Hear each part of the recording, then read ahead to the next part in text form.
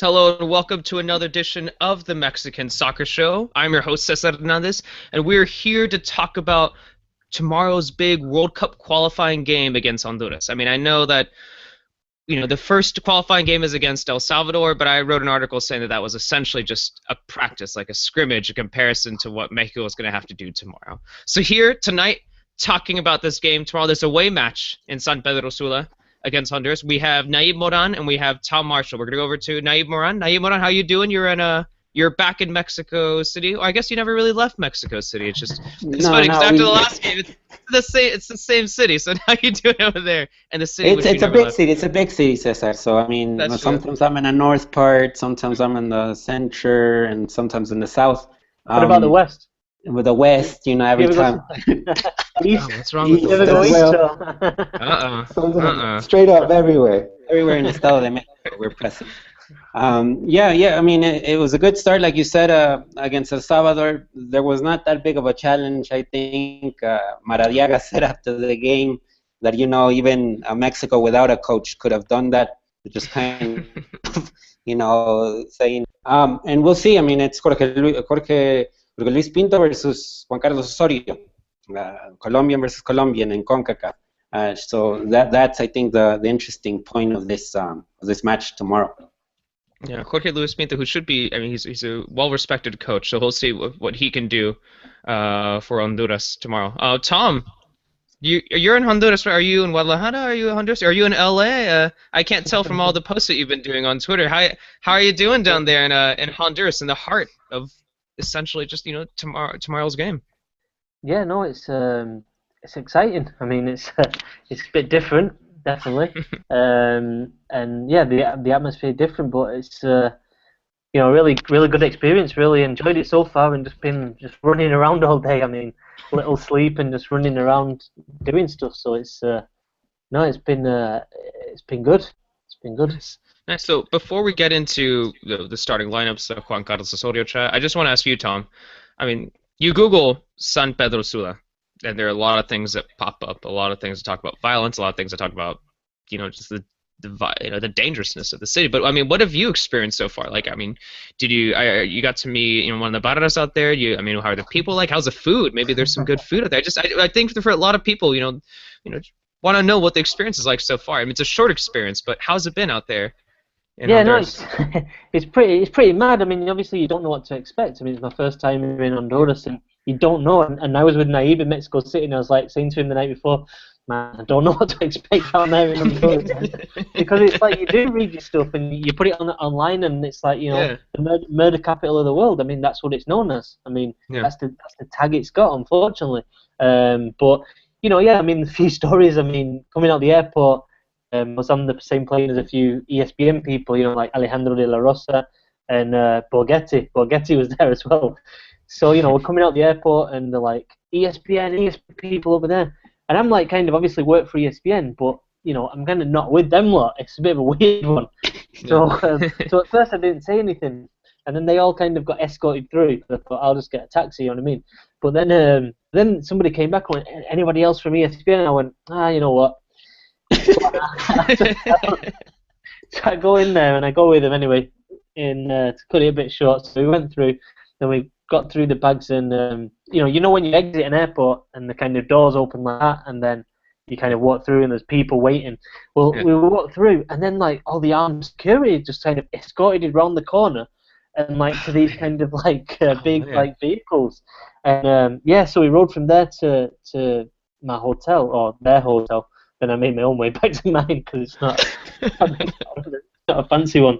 But yeah, with like two armed guards like that, and I don't know. It's like it's one of those situations where it's almost like because of that you feel more scared. If you know what I mean.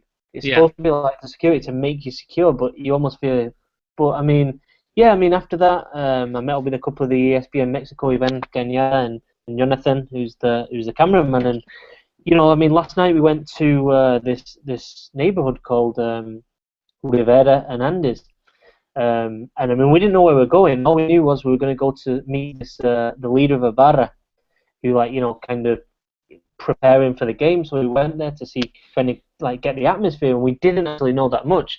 It was only when we went there And we saw, I mean, it was a really, really poor neighborhood. I mean, it really was. And, you know, after leaving there and then typing it in on the internet, I would have never gone. I mean, there's no way I would have gone because it's like, it's known as the world's most dangerous city, and that's like one of the worst neighborhoods in the worst city. So it's like, it don't get much worse, does it? I mean, but, I mean, as an experience, it was unbelievable. I mean, I know I'm going on, but, you know, the kids who were like, they're kind of in this bar and they're preparing and they're doing like the kind of chanting and the drumming, and it's like, you know, it's like their attention focused on something positive aside from the kind of gangs and the violence. So, you know, I thought it's not a massive, you know, initiative, but just like little small steps like that, I think were really good. And, you know, they treated us brilliantly. I mean, you know, obviously you go in there and you're not used to the environment, so you know, you're on like kind of tenterhooks. You know, you don't know, but at the end of the day, it was a really good experience. And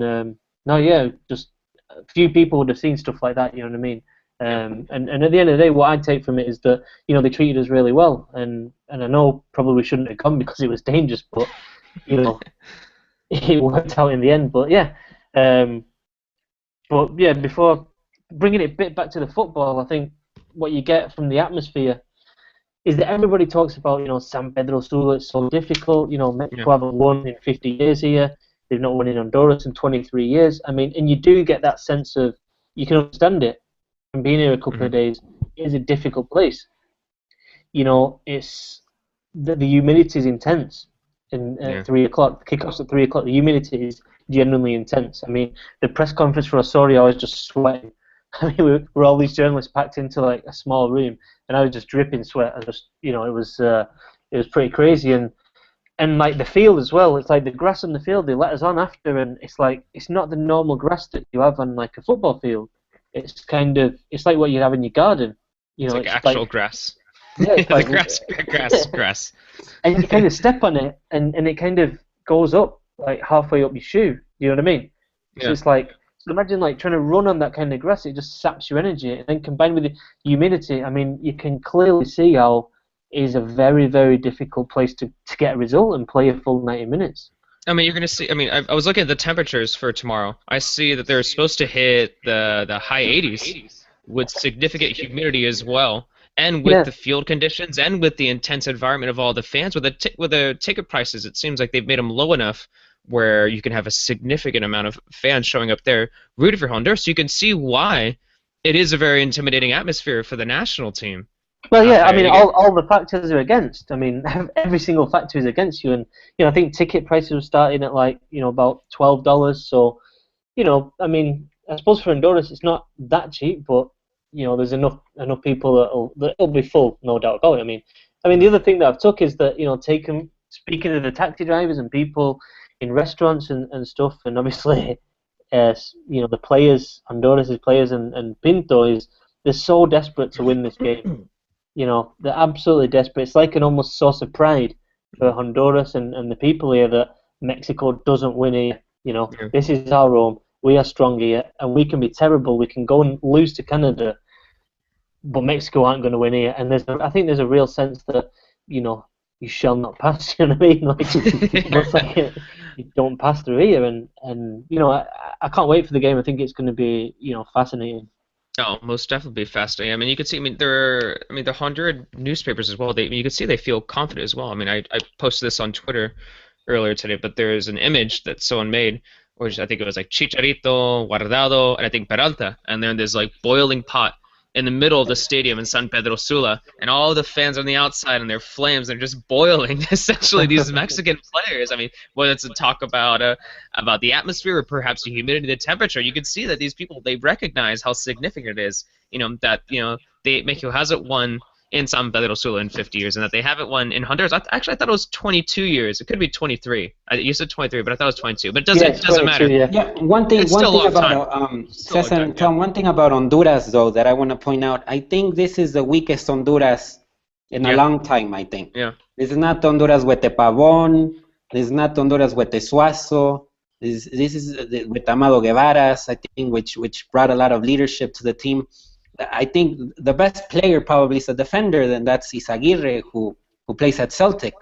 You know, because you see the lineup, the probable lineup, and there's a minor Figueroa who plays in the Rapids, and the Rapids in MLS did horrible. And you see Garrido and Garcia who play in Houston, and the Houston season was horrible as well. They have players in Iran, Benston, and then they have Mario Martinez who played in the Sounders and now plays in the Egyptian Premier League. So it's, I think the factor here that makes Honduras dangerous is the fact that they have Pinto as a coach. If Pinto wasn't the coach of Honduras, it wouldn't be this dangerous opponent.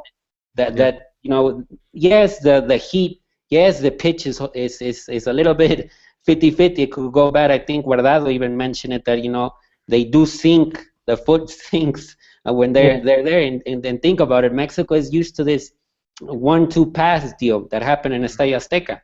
We saw it a lot. Well, that's going to destroy that factor a little bit, the pitch. So I do understand those, but let's keep in mind, I think this Honduras is one of the weakest that we have seen in the last years. But as true as that is, I mean, I feel like we've had this conversation before, not saying that this is the weakest Honduras we've ever seen, but I feel like we've always gone into these games saying, like, oh, Mexico is far superior. I mean, another player that's missing from Honduras is like Andy Najar. Also fantastic option. Yeah, exactly. He's not going to be there. But it seems like that's something we've always kind of said, right? Mexico's better. Mexico's better players. Blah blah blah blah blah. Then we go on Honduras, so we haven't been able to get more than a single point, for numerous years. So do you guys believe? I mean, I didn't prepare you guys for this question, but do you guys believe that Tom? Will Mexico be able to get a win tomorrow? Let's get straight into it. Do you think Mexico will be able to get a win tomorrow with the options available? And we'll get into the starting lineup later, who we think will start, but just in general, will they be able to win?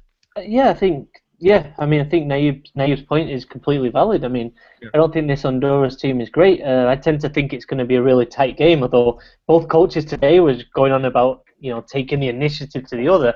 I'm not sure I believe him. I just think, if when you think about it, a draw wouldn't be a bad result for either team. Yeah. But I think Mexico have every chance of winning and sneaking it on. If I was to make a prediction, I'd say 1-0 to Mexico. I don't think there's going to be much in it. I mean, I guess I could also see, it seems to me like, historically with the good record that Honduras has had, that they would bring the game to Mexico. But if there's one thing that I feel like I can guarantee is that they're gonna have more possession. They're gonna have more opportunities than El Salvador. That's for sure.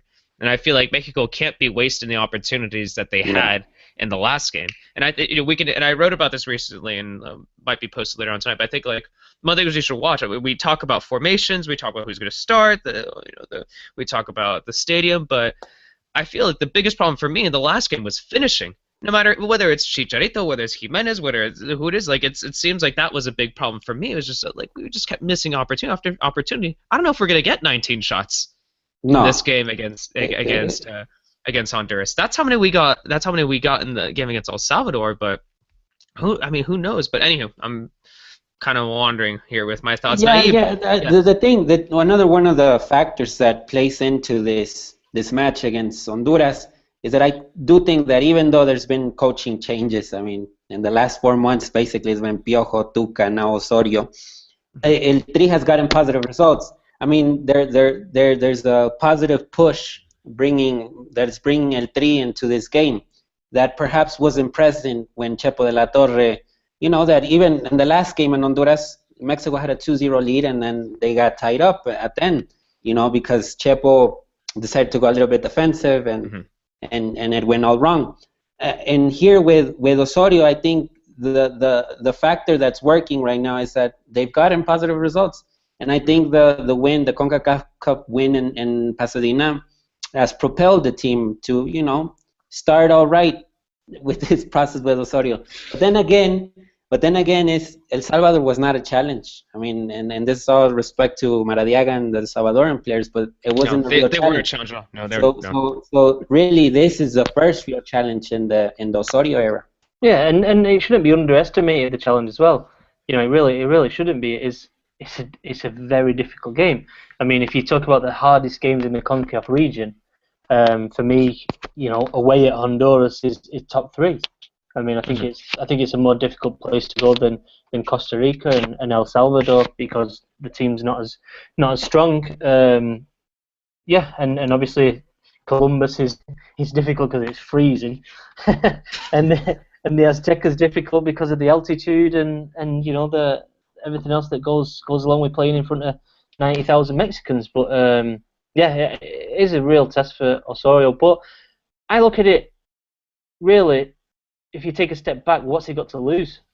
I mean, Mexico never win anyways in Honduras. I mean, if he can get a win, then I don't think it's going to go like that just because of the way the press is. But I mean, I think that if he can get a draw tomorrow, that's a good result. Yeah, I'm not saying that Osorio is going to be fired if he loses or gets a draw, but I feel like managers. I mean, I'm not saying that. I think that's kind of ridiculous. I feel like have a manager with the fickleness of the federation. I feel like managers have been fired for less, right? Like if Mexico lose tomorrow, I'm not saying he's going to be fired, but it's just not going to be the step forward that Osorio's won. I know he's had a admittedly short tenure with the team, but I think people would be justifiably critical of the manager if he doesn't get a win tomorrow. I mean, just from like being down here and the FA as well with the journalists. I don't know if I was to generalize, I'd say that a lot of them they're not delighted by Osorio in terms of journalists. When you go to a press conference, you want some kind of like hard news or crazy stuff to get out there, and he just doesn't give it you. I mean, he'll be like he said today, and at one point he said. He was quite polite, but he was basically saying to a question he got asked. He said, the guy over there has just asked me that, and then that guy over there has just asked me that, and now you're asking me that. He said it in much more polite terms, but basically he's saying that's the third time I've been asked that question. He just doesn't give you much. So I don't know, just like you hear people in the press room after press conferences, obviously the big guys at the major TV networks, and I don't think at the minute he has a lot of support. I think he needs results. Here's the key, Tom and Cesar. I think results will do the talking. A win tomorrow shuts a lot of people up and lets them work. And I do understand if it's a loss, but also the way that it was lost.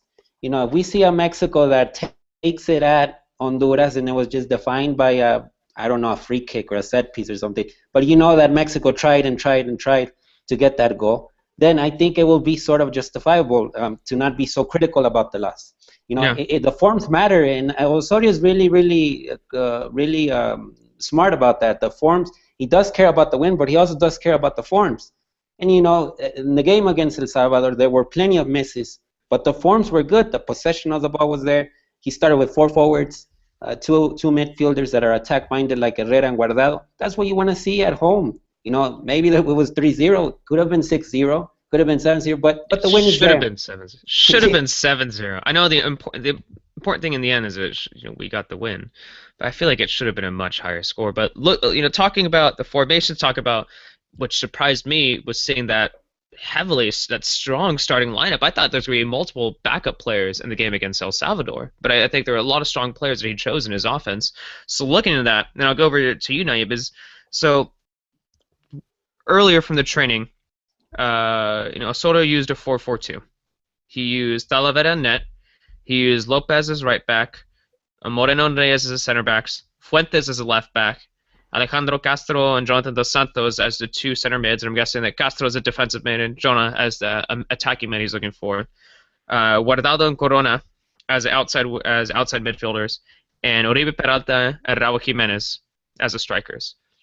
Do you think he's playing mind games with us? Do you think that is something that he is going to start tomorrow? Do you think this is maybe going to be the base of his lineup tomorrow?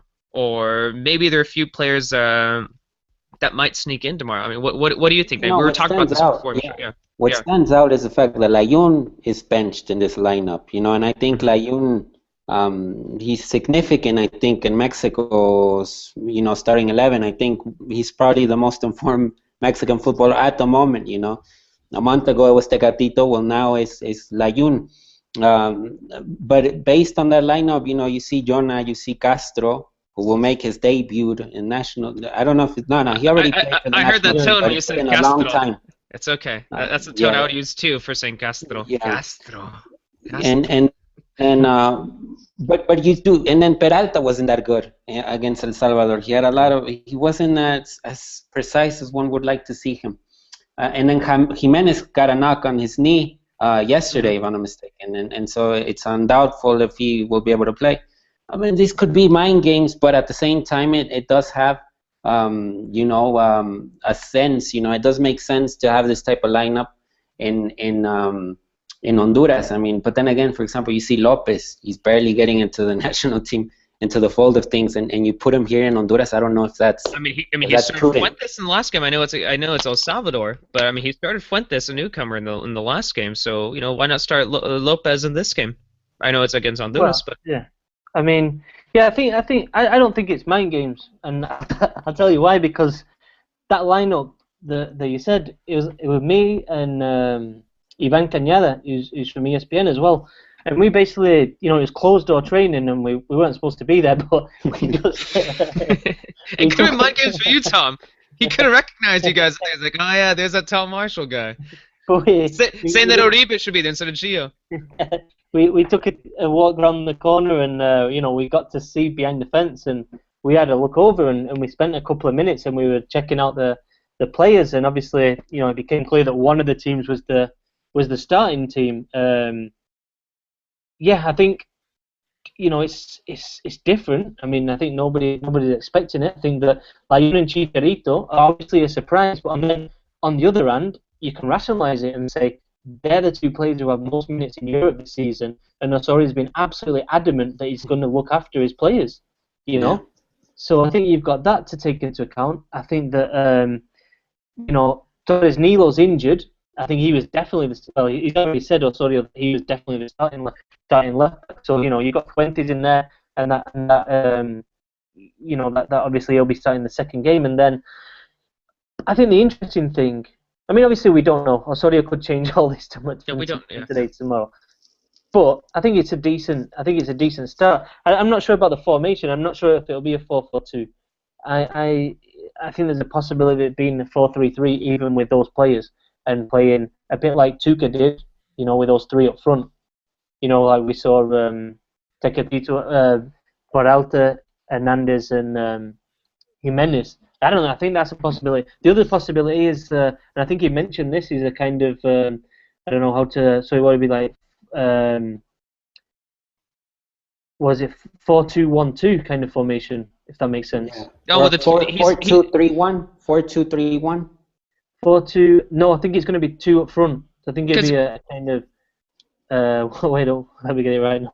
No, because I think it's 4-2-1-2 because he's mentioned in the past that he likes having two defensive mids every now and then in his 4-3-3, which would be more of a 4-2-1-2, and you can have as that one above the. We're saying a lot of numbers here. As the one above the two, and a center attacking mid position could be someone like Peña or someone like Jonathan Dos Santos. Yeah, no, I mean, so I think you'd have your two holding midfielders, which would be, it's getting complicated now, isn't it? or it could be three at the back, because let's not forget Alejandro Castro. And when I actually saw the training, Alejandro Castro was the centre back, and Reyes was stepping up. Oh, good lord! So it could also be three at the back. That wouldn't surprise me, because he has mentioned it before that he won't be frightened to use three at the back, and he's got the players there to do it.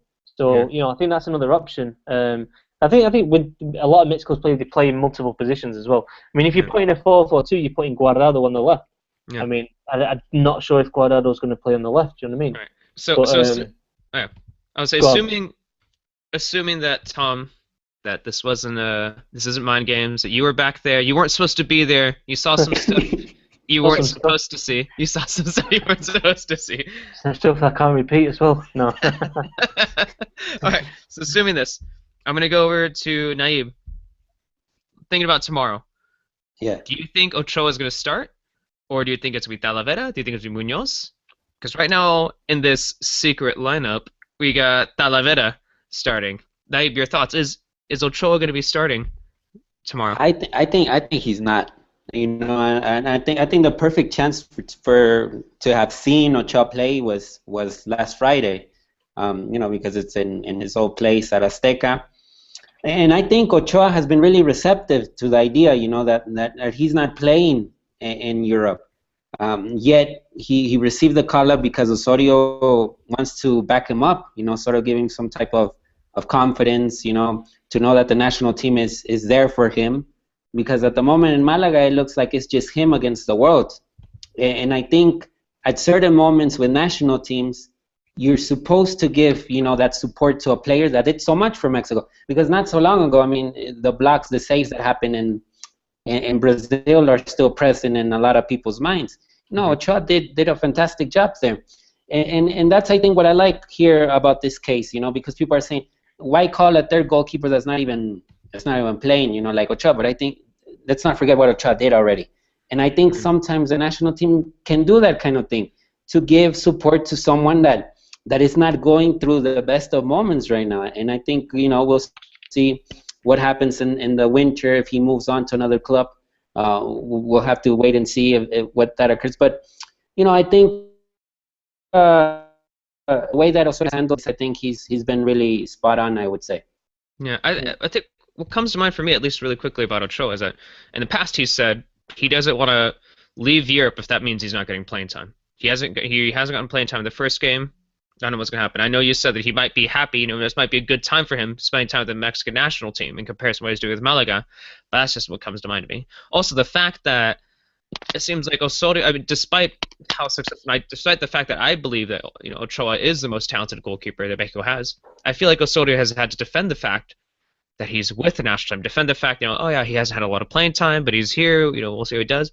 And if he doesn't give him a starting role in either games, I think that would kind of make him look a little foolish, wouldn't it? If he were to bring him back, and like after all the praise that he gave Ochoa, I think that would look a little strange. Tell me your thoughts here. I read that slightly differently, or or probably better to say, I think you could put a different spin on that. And what I would say, I think that he might have spoken to Ochoa, and what he said in the press, such praise for Ochoa. I think he's bringing him in, and I think he's sending him a direct message saying, look, Ochoa, you're really important to this team. I know what you've done in the past. I want you with us. But obviously, until you get minutes in Europe, I can't start you. But that, I think he's trying to send him a positive message, while at the same time saying, well, obviously, you have to be playing. And obviously, hopefully, next time this national team meet, Ochoa will be getting regular minutes. This is the last one before the transfer window opens again. And we'll see if Ochoa moves on or not. But, I mean, I think he's sending a message saying, come on, I really want you here. I think you are number one goalkeeper. But obviously, I can't play you in World Cup qualifiers if you're not even playing any minutes. Yeah, no, that's a good point. And looking at another player, well, he doesn't need playing time anymore because now he's doing excellent Bayer Leverkusen. He used to struggle for minutes, but now he's out there. He's on fire. He's doing well. But last game he looked a little off. It was one bad game. But, I mean, he had a goal which should have been counted as a goal, but it wasn't allowed. But nonetheless, he didn't have a goal in the last game. It was Chicharito, who in this lineup, in the secret lineup, I'm just going to call it the secret lineup now. In the secret lineup, he wasn't given a start. And I'm going to go over to you, Tom. Tom, is Chicharito starting tomorrow? From what we saw, I don't think so. I mean, I think the other factor to consider is, like I said before about the minutes in Europe, but the other one is that, off the bench, I mean, I think if you've got Layun and Chicharito on the bench, I think that's an extra weapon, and it could be key in what is likely to be a tight game. I mean, I'm trying to make the best of that. Obviously, I think everybody would want to see Chicharito start, considering the form he's in, but it would go along with Osorio's rhetoric about kind of, resting these players, and down here as well, especially such a energy sapping environment that you might be like, right, have you heard of you're playing the last 30 minutes? You're gonna go in there and give it absolutely everything for the last 30, score as a goal, and it wouldn't surprise me one bit if you did. I mean, I guess Chicharito, being Chicharito, he's a very professional player. He wouldn't be. I don't know if he would be the kind of guy that would actually be really bothered by that. Maybe if it was game after game after game with Osorio, he might be a little bothered at the fact he isn't getting a start. But I feel like Chicharito would be the kind of player who would be okay, honestly. Maybe if Osorio talked to him before the game, described his thoughts, I think like Chicharito would be the kind of player to be like, say like, all right, understand your decision, blah blah blah blah blah. I'm okay with being on the bench if that means if you need me in the second half. But I mean, right now, Naib, your thoughts? Do you think? Based on Tom's exclusivo, It's really risky. It's really risky with Peralta and Raul Jimenez because Raul Jimenez has had minutes with Benfica, but he hasn't scored a goal. And he's a forward, and that's my concern. And then with Peralta, it's not like Peralta wowed in the El Salvador match. He had several good touches there and there. And with America, it's been kind of a sluggish season. All of his goals have come in bunches, basically, in America. Sometimes he scores 3, sometimes he scores 2. And he hasn't had a bunch in like 2 months, to be honest. Yeah. I mean, he got that important goal in the CONCACAF Cup final. He got that goal, and he also got an assist in that match. And I think you do want to put Chicharito because I think he's the most informed striker, and against Honduras, and try to find ways to feed, good crosses into Chicharito. I mean, that's my only concern I would see with the lineup that Tom is giving us. Is that the forwards are not that in form as I would think, and this is a really it's because if they get the win in Honduras, I think, and we talked about this in DF with Tom on Scope and El Zócalo, is that I think they're into the hexagonal if they get the win tomorrow. Yeah. I mean, they should be with those 2 wins. I mean, you can't look at someone against. You can't look at a team against Canada. No offense to all 0 of our Canadian fans out there who are watching the show right now, but I mean, Canada's not going to pose like any kind of threat to Mexico right now. So if they do get the win tomorrow in Honduras, that would push them essentially to the next round. But I mean, we'll see. We don't even know if we're going to win the game tomorrow. We'll see what happens. I mean, in defense of Jimenez and Peralta as a partnership, I'd say that in terms of what we think is going to be an absolute battle of a game, it's not going to be a beautiful game. It's going to be absolutely hard, and there's going to be kicking, and there's going to be pinching, and it's going to be brutal. And I think you look at Mexico's like hardest strikers, in terms of who are going to occupy the defense and battle the centre backs and really like lead from the front.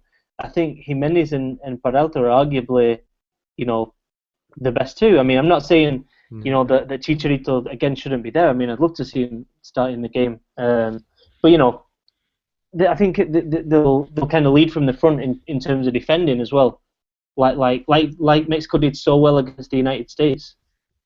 In terms of harrying and pressurizing the defenders as they're trying to kind of play out from the back.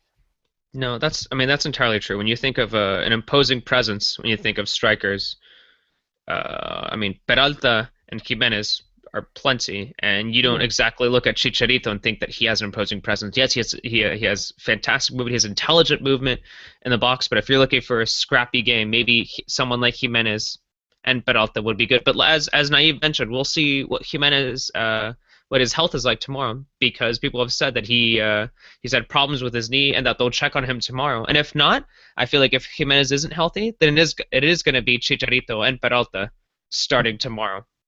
But we'll have to see for tomorrow. I think another interesting factor is Tecatito. Yeah. Because I mean, I don't know. If you look at that lineup, I don't know. I mean, where's he going to play? I mean, I think. I mean, if we're assuming this 4-4, the 4-4-2 is what they're going to be using, I would assume he'd be on the right wing. I mean, he's bounced back and forth from the left and the right. I think Guardado would be on the left, because that's more of natural Guardado. And Tecatito has been able to. I mean, he's able to switch from the left wing to the right wing. That's what he did with Twente. Anyways, to begin with, I feel like that's what he would do. Just be on the right wing as opposed to left wing, which he has played recently.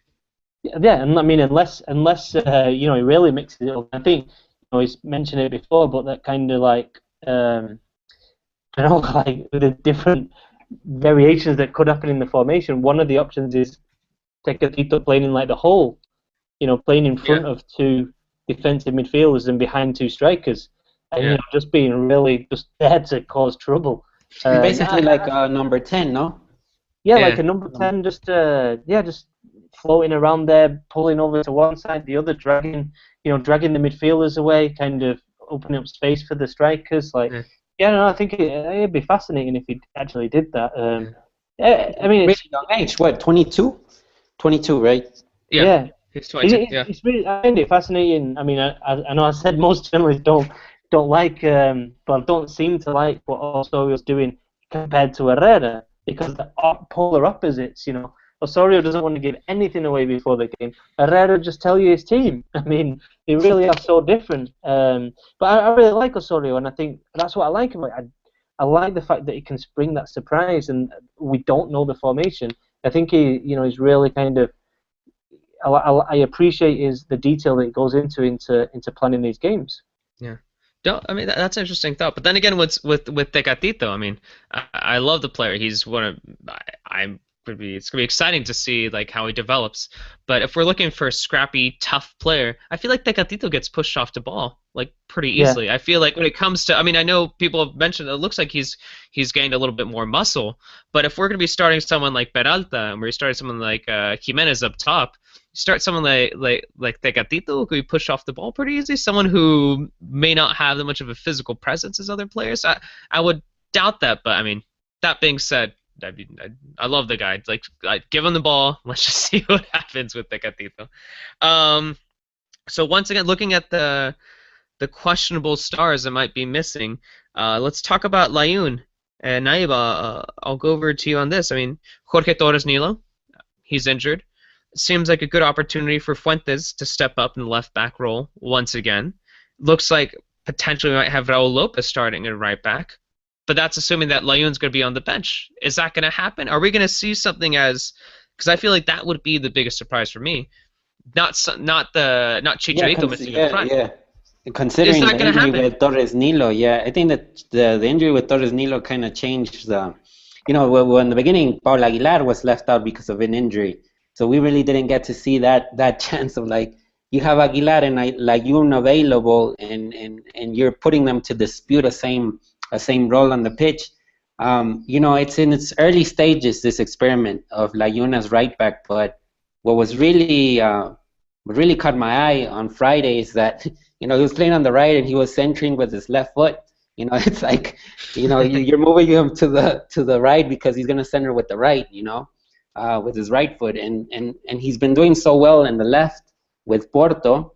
And I think everyone can agree there that he's playing lights out over there in Nancy Porta's left back. But this is some experiment that Osorio wanted to do right away. And if you're going to do experiments, do them right away because this is the early stages of the World Cup qualifiers. Once the hexagonal comes along, we'll definitely see a real solid base of what the starting 11 will look like. But I think Layun's gonna start tomorrow. Okay. Interesting. Yeah. Tom, your thoughts? Do you think? I mean, I'd be surprised if Osorio is going with Raul Lopez. I'd be surprised. I mean, it is a surprise. Why? Because I think I said last time on the show, I don't think he's ready for full national team yet. And I say that because I've really enjoyed his development watching it from in Guadalajara with Chivas.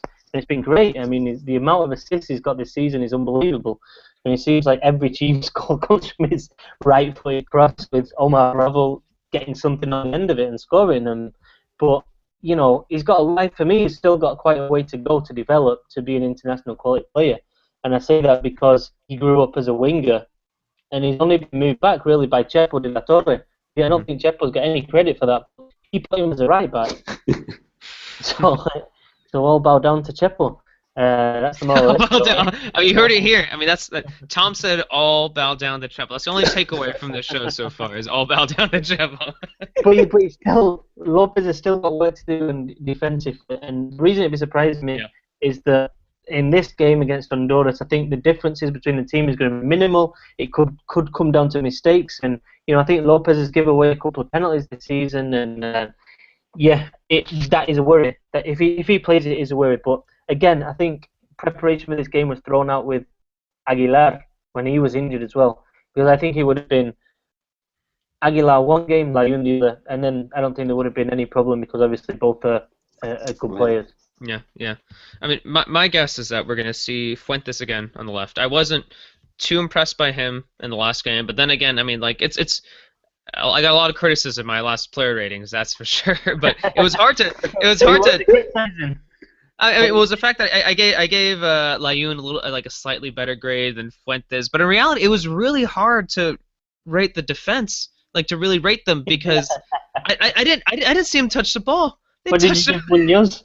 Did you But give Munoz, Munoz? I gave Munoz a solid grade because he did well back there, and his few opportunities he had to come out. Tom, let's not discuss this. You're only feeding the people who have been arguing against me. They'll disagree with me tomorrow. But What did you write about Munoz? Oh yeah, when he went to get the ball, when that one shot, it was good. He did it quite quickly. Actually, Munoz didn't even. I think there wasn't a single shot on target. So It was quite funny because on ESPN FC they've got like the pitch like that in a box. Yeah. It's got the halfway line and it's got like dots for every shot. And Yeah. Mexico's was like brrrr. El Salvador was boom, one dot. it was 19 shots for Mexico. One dot from like the halfway line. Yeah. I actually remember that too. And everything was like, oh, what's that guy doing? Taking that? Come on, dude. You're like 40 yards out. But anyway. I'll tell you what though, if you're a player, you would, wouldn't you? You just get the ball in his lap, yeah. like, right? Get it. I might as well have a shot. In a game like that, yeah, you might as well. No, you're not gonna win. You might as well take a shot like that. But one of the things, just going a little bit back to the lineups that could appear tomorrow. The one that I saw yesterday suggested that Gallito, Guardado, and Gulit Peña were going to be in the midfield. And here it's interesting because a lot of people are like, what has Gulit done in national teams? But Tom, you were the one that brought up the point. This physicality deal. I mean, you do want a player that brings that physical presence that Gulit could perhaps bring into the lineup. No, that's an excellent point. And I mean, I think like he deserves an opportunity with the stuff he's done with Leon this season. He's justified a call up to the national team. I feel like he should be getting time. I wouldn't be. I worry just about Peña. I worry about his professionalism. Just from stories I've heard. I wonder if he's actually kind of. What do you mean? I mean, you don't have to go into details, but what do you mean? Just being a good professional. I mean, at the World Cup, everyone was saying, and the story was, I wasn't there, but from what I've heard, it was like, he was busier kind of sorting out tickets for family and friends than he was focusing on the games. I mean, and he didn't play, did he? I mean, if you go a few minutes against Croatia, I think a little bit. He got minimal minutes. Yeah. He got minimal minutes. Yeah. But I mean, you got a few months before the World Cup, and Peña was the. I mean, I was on the boat. I was sailing away. Peña's gonna be the star. Dude, I was in a boat right next to you too, man. I was like, yeah, let's rowing. We're going straight to the EPL on this boat. And then we stopped at we kind of rowing somewhere in the Bermuda Triangle. Yeah, we were rowing upstream. We didn't realize it until much later, but I mean that's the only thing. But yeah, I like Peña. He's got parts of his game that other Mexican players don't have, and I still think if you look at this Mexican national team, I still think it's crying out for a more physical midfielder who can throw his weight around and is physically imposing and can dominate a game. I mean, I know that goes against kind of Mexico's style of play, but I still think they need that option, and I still think it's lacking. Yeah, and maybe this. I mean, if he does get an opportunity, I don't think he'll get that opportunity. But if he did, maybe he could prove to be that player. But as you've mentioned, Tom, maybe there are those problems with his professionalism, which has kept him from becoming that next player. It's kept him from developing because it's. I mean, we talked about Peña. Well, unfortunate thing about Peña is that it seems like last year he wasn't like a. I mean, how old is he now? He's 25, 26. 25, I want to say 25. He's 25. Is like he's not a young player anymore. He's not the. I feel like in January of last year he had that potential to move up, maybe go abroad to Europe. He can still do that, but I feel like little by little his development. It's going down. Good point you bring up, Cesar. But let's not forget, Oribe Peralta is in the national team map. And this guy broke in at 29 years old. The development of the Mexican footballer sometimes is different to the rest of the world. We assume that a footballer hits high, 23, 24, 25. But Mexican footballer, man, sometimes they start hitting up after 29. For example, Fuentes right now, he's 29 years old. Yeah, I'm not convinced by Fuentes. I don't know how we're bringing it into the conversation. We don't know, but that's what I'm telling you. I mean, the development and the players sometimes takes way long. For example, right now, Chaton, we might think Chaton is out of the picture, but who never knows? You never know. Maybe at 28, he starts hitting high, and we got that physical contención or defensive midfielder that is really imposes with his height and force. But Tom was telling me that he's a nice guy. He's too nice. He's too nice. That's what me and Naive were talking about. It's like, Chaton for me is the player that Mexico need, and that just adds such a lot to the squad. I mean, not necessarily the starting team, but just the squad, and give Osorio options. But he fouls somebody and then helps them up. I mean, I know that's like a nice thing to do and all that, but I want Chaton to be badass, and to fly into tackles and to kind of scare the opposition, because you see him live, and especially because he's in the last couple of years he's absolutely beef now. I mean, he really has beefed up, and he's physically he's a scary guy. You walk past him, and but I want to see that on the pitch. I don't want him to see him do a foul and be like, "Oh, you all right, man? Are you okay?" And I don't know. I just maybe maybe that's just me, but but I think Mexico need that player, and Chaton should have been that player, but. Maybe if Chaton's started out helping those guys out, wouldn't help with his Instagram followers, all his followers on Snapchat. Tom, you got to take his social media, responsibilities into consideration. All right, so really we got about 9 minutes left on the show. Let's talk about predictions. Just quick predictions. What do you guys think? It could be about the game. It could be about starting lineups. It could be about the scoreline. Could be everything. We got a little bit of time here. We're going over to Naib. Give us your predictions for tomorrow. 2-0 Mexico. I think I've gone a lot with that prediction. I think tomorrow, one of the things with Osorio is that he studies the team a lot. And when I mean a lot, I think it was funny because with this El Salvador team, there was no concise idea of how the team was going to come out. So what Osorio and his coaching staff did was watch games of each individual player to get an idea of how El Salvador played. With Honduras, we have this whole idea that Pinto has been selling to the media that, we've been preparing for 4 months already, so we're really ready for this match. I was really impressed with Honduras U23 side, but his U23 side is had several players that stood out, I think, in particular. But this Honduras team is not. What's scary about this Honduras team is its coach, not its players. Yeah. No, that's my opinion. And maybe I might be totally wrong. And tomorrow Honduras da una sorpresa, will give a huge surprise. But that's my interpretation beforehand. I do believe that Osorio has really watched a lot of games from Honduras and has a good idea to tell his players this is how Honduras is going to play. I think when the coach is able to do that, I think that gives a lot of confidence to the players going into the pitch, into the game, basically. To have that ability to envision how the team will play. And based on what I've seen in the last days, I think Osorio is that type of coach that sees the opponent over and over again and tells the player, look, this is how Honduras is going to play. And hopefully he knows it, and we can see El Tri get a win. All right, cool. Naib's saying that, be cautious of Pinto, but also that Mexico's going to walk away with a 2-0 win. Tom, your thoughts? Yeah, I think Pinto's played against Mexico, if I'm not mistaken, 3 times. And I think it's 2 wins and a draw, or 2 draws and a win. I'm not sure, actually. When he was coaching Costa Rica. He got a win in Costa Rica. In the last hexagonal, he got the win in Costa Rica and got the tie in Azteca, I think, with Costa Rica. Yeah. So I don't know about the last one. Yeah. Yeah. So anyway, so he's undefeated anyway. He's definitely playing against Mexico. So I mean, that's the scary thing about Pinto. I'm going to go 1-0 Mexico because I think that I think the Honduras team's not as good as it has been. I think there's a kind of generational gap maybe at the minute. From the likes of Costly and Baron and all that. I think that they're suffering to find those players coming through, and I think Pinto's in the process of finding that identity with his team. And I think we saw against Canada that it's not there yet. That said, it's still going to be it's a mightily difficult game to come here and win for Mexico.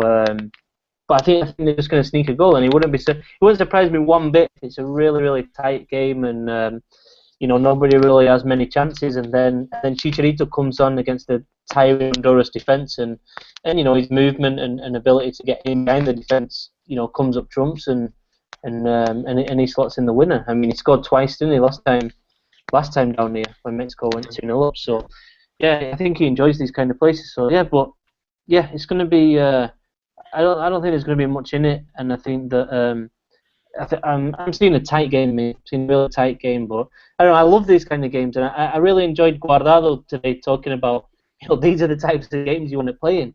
I mean, I think that says a lot about him as well. I mean, some players really wouldn't want to come to this down here. Some journalists as well wouldn't. But I don't know. As a player, it's like you want to be inspired by these new environments, different environments, and everybody's against you. That all the Honduran fans, they know they're completely against you, and some people get a buzz out of that. And other people's will be just like, I just want to stay home. I can't be bothered going down there. So yeah, it was nice to hear Guardado say that, and he thinks that one of the things he said was he believes there are reasons to be very confident for Mexico. That's one of the things he said, and I liked it. He wasn't like boastful, kind of like we're gonna win, blah blah blah, like Miguel Herrera or something. It was like he was like, I'm confident that we've got the arsenal to get a win down here, and that we can change history, that we can end the 50 years without a victory in San Pedro Sula. I'm confident despite not knowing who's going to start tomorrow. I'm confident even though Osorio hasn't told me who I'm going to be playing alongside. If I'm going to start, I mean, I make it. I think I'm going to agree with Naib. I think it's going to be a 2-0 win. That's what I'm predicting. I could see it being like the last match, Mexico getting a couple of goals in the first half, but I have a lot of faith in Moreno and Reyes. I think I feel like that's what all signs seem to point to Moreno and Reyes being as the two starting center backs tomorrow, and I have a huge amount of faith. Considering what Honduras they're going to probably start tomorrow. Maybe Mexico's going to have some problems scoring, but I think we'll be okay. At least keeping the scoreline to 0 goals against Mexico. And then, I mean, in the end, just as intimidating as the atmosphere will be, there are a lot of excellent options for people. Even if it's Jimenez and Peralta, those are still great, fantastic options against Honduras. So those are my thoughts. I still think it's going to be a 2-0 win. It's me being, just I was taking a look at possible lineups from Honduras, and one of them only suggests that there's only one striker, one real forward, and he's Castillo from Correcaminos in Ascenso MX. I mean, 3 players from Honduras play in Ascenso MX. I think it's Bequeles, Castillo, and right now I can't remember the other one. But if Pinto's starting only one forward at home, that kind of tells you already how Honduras is coming into the match. I mean, they're going to be really, really cautious about El Tri's arsenal because they know that El Tri has good players up top. I mean, I think a player like Tecatito will be the key in this type of game because he just destroys basically and stabilizes the defense of the opponent. And let's keep in mind, I mean, Tecatito can win fouls, and if you can right away get Honduras 2 center backs with a yellow early on in the match, I think that will put him in a serious trouble, Honduras. Definitely. That's actually, I think as much as I was saying that Tecatito may not be the physical strong presence that we have. I mean, in the last game, the ball it felt like every time the ball was at his feet, I felt hopeful. I thought something's gonna happen. Something's gonna happen. It's gonna be positive, and even if he fails, it's the next possible 2 or 3 times something exciting is gonna happen. He's gonna provide a cross. He's gonna do something, and that's the nice thing about having Tecatito on your starting 11. He's just a wild card. He's going to create something positive. He's thinking forward. He's not thinking about making that back pass. The last thing Tecatito's ever looking for is saying I'm going to hold the ball, look back, and see who's behind me. He's looking forward constantly. So so that's exciting to think about. So before we wrap up the show, looks like we got a minute or so. Any final thoughts before tomorrow? Doesn't even have to be about soccer. Tom, do you finally have a cat? In the last show, you didn't have a cat to bring with you, so I don't know if you have one this time. Been adopted a Honduran one. How's the food in Honduras, Tom? How's the food, man? Beautiful. Yeah, the baleada. I like the baleada. Pretty funny though because their accent's different, isn't it? It's pretty, very different than a Mexican. So I'm hanging around with Mexicans, so it's a bit weird. I mean, because even the Mexicans don't understand sometimes, and then we're all like, "What's going on here?" And then you have to explain what the food is and stuff. And but I'm just happy I had some problems getting the press pass because it's just always complicated with the Mexican Federation. And but yeah, I've got my press pass through Honduras, so I'm very grateful to Honduran Federation, because sometimes the Mexican ones just don't understand what's going on. Like, they know that I always go to the games, but then they don't give me a press pass, and I'm like, what do I have to do? You know what I mean? That's good to hear. It's good to hear you'll be there at the game, because if not, I'm sure you'd have to change some of those articles, Tom. You'd have to send out some emails, be like, "Hey, Cesar, just pretend you're at the game. Just help me out here, man." Yeah. All right, Naib, any final thoughts before we head out? Yeah, I mean, I think this is the last game for Mexico national teams in 2015. Overall, I think it's been a successful one. I think the Confederations ticket is the one that takes most attention. The U20 World Cup was a bad one in New Zealand. That was I think the negative of the 2015. The U17 finished in 4th place. But Diego Cortés got his goal was named the best one in the tournament. So yeah. At least that will stay in the memory of many. So we'll see the women's national team as well. Right now, actually, the women's national team is giving some news. There's Charlene Corrales, the top goal scorer. Yeah, I saw that. Yeah, I thought she was tied. I thought she was tied for the top goal scorer, or is she? I think she was like 10 or somewhere, but she's on top there. Yeah, she's top there. And then Kenty Robles playing Champions League, Women's Champions League with Atletico Madrid. So I mean, not only the guys are doing good, the girls are doing excellent as well. No, that's definitely good to hear. That's something I feel like we should definitely give a lot of coverage to the women's game too. I feel like there aren't enough people out there talking about it. So yeah. Good job, Naeem, for bringing that up, because I overlook those things constantly. All right. Well, thanks, guys. Thank you, Tom. Thank you, Naib. Thanks to everyone in the chat. I didn't get a chance to look at anything. I'm sure you're talking about my cat, or you're talking about something about me. You're probably saying something negative about us, but bring it on. I love it. We love anything that you guys say or do, whether it be positive or negative. We love the feedback. I think it's nice to see fans engaging on the YouTube chat. Be sure to follow us, and as we mention in every show, go over, just click on the little, actually I completely forgot, it just says follow, right? The little red box on YouTube. What do you guys look? It says follow, right? Now we always sound like old men. Now we sound like we're in our we're like our 60s. And it says, oh yeah, that's right. It says subscribe. That's right. Click on subscribe. That way you can follow us, keep updated with the show. Follow us on Twitter at Mex Soccer Show. Follow us on Facebook, the Mexican Soccer Show. It'll be also thank you to Afro Xander, who's he's the behind the scenes guy. He's been tweeting all this stuff right now. All this stuff that you see tweeting out for the Mexican Soccer Show account, that's all Afro Xander, and it's just at Afro Xander on Twitter. He's probably working harder than we are right now. And also Pancho Villas Army for everything they do. They always take part in all the shows and always have great stuff to say. So other than that, let's hope for win tomorrow. It looks like all three of us are predicting victories for El Tri. We'll see if we're proven wrong. Hopefully not. But until then, have a good night, guys, and thanks to everyone who was on the chat. Thanks to everyone who's following. Have a good night. Thanks.